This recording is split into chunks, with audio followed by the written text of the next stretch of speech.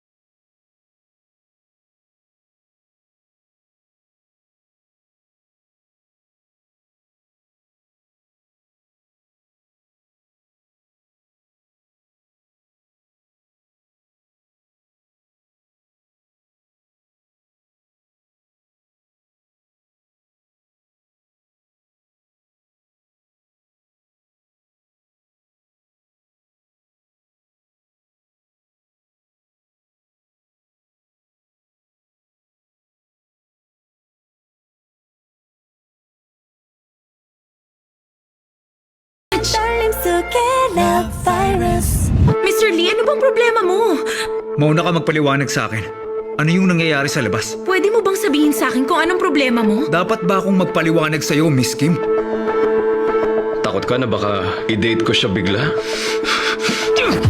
Si boss gagawin ang lahat to get her back. Nasabi ko na ba sa'yo na ang ganda mo?